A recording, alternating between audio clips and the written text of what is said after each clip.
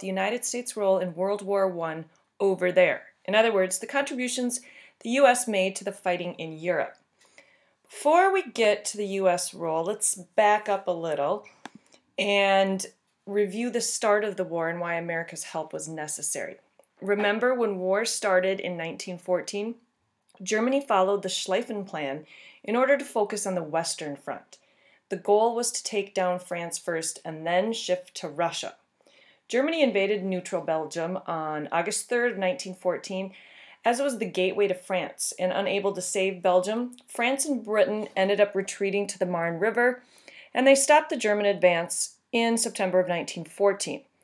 And that's where things pretty much stood for the next 3.5 years. By the spring of 1915, 2 lines of trenches ran across northern and eastern France, and a stalemate had resulted. So in order to break the stalemate, battles at seas also began. The British Navy blockaded the German coast to prevent weapons and other military goods from getting through, and in response, Germany began to sink Allied ships in order to prevent cargoes from getting to Europe. You can see from this map here where the stalemate occurred, right in northern and western France, and you can also see the war zone surrounding Great Britain where Germany sunk Allied ships. So by the time the United States enters the war in 1917, in April, both sides were suffering greatly. High casualties, low morale, but the U.S. still needed to prepare to fight the war. 3 million soldiers were drafted. General John J. Pershing was named commander of the American forces, which were called the American Expeditionary Forces. They were, by the way, nicknamed the Doughboys. Pershing insisted that American troops fight as their own unit instead of simply joining in to fight with the French and the British. He really wanted to make sure that the United States would make a noticeable impact in the outcome of the war. The very first American troops arrived in Europe in June of 1917. However, back at home, the vast majority of soldiers were still being drafted or were still being trained. And it would take almost a year to feel the impact American forces would actually have. Meanwhile, things were not looking good for the Allies. In Russia, a communist revolution led by a guy named Vladimir Lenin was taking place, and this was causing famine and the possibility of a civil war in their country. So in December of 1917, Russia decided to withdraw from the war and ended up signing a peace treaty with Germany. In the spring of 1918, Germany decided that the time was right to strike. Russia was out of the war, so they were no longer a threat, and the Americans weren't fully mobilized, so it seemed like this could be the chance that Germany had to win the war.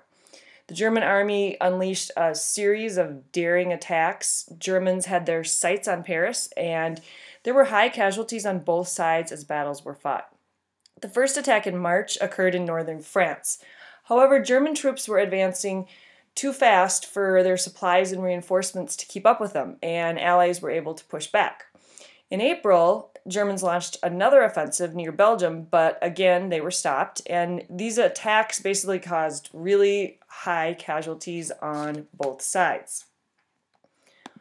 By the summer of 1918, the Allies were able to finally advance with help from the United States.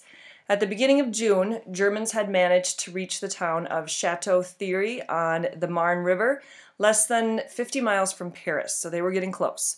Almost 1 million Parisians actually fled their city in a panic. American and French troops counterattacked at Chateau Thierry, and the French commander ordered American units to evict German troops from a narrow, heavily forested area called Belleau Wood, which is pictured here in the illustration. The Germans had fortified this forest with barbed wire, machine guns, and artillery, and during 3 weeks of intense conflict, U.S. Marines suffered heavy casualties, but they did succeed in driving the Germans out. Now, even though Germany had lost more than 800,000 men since the start of 1918, they still did not give up. In what turned out to be their last major offensive, Germany tried once again to get to Paris. In this second Battle of the Marne, the Allies counterattacked. With more than 250,000 Americans participating by this point, the Allies were able to stop them. Now Germany's army was losing the will to fight. Influenza was spreading through the German army, and supplies were scarce because of the Allied blockade. And in September of 1918, Allied forces pushed forward along a line that stretched from the North Sea to Verdun. More than 1 million American soldiers advanced on heavily fortified German positions between the Meuse River and the Argonne Forest in northeastern France. So by November, German defenses were crumbling. Their army had no more reserves, while Americans had many fresh soldiers. Remaining German soldiers began deserting, and German civilians were pretty much starving. Germany finally decided to seek an armistice, which is a halt in fighting that allows peace talks to begin. The armistice took effect at 11 a.m. on November 11th, the 11th day of the 11th month of 1918. And for those of you listening for a secret word, today's it's going to be Mr. Gulsvig because his birthday is also on November 11th, which, by the way, is also Veterans Day. So all sorts of good things on November 11th. But to close it off, World War I.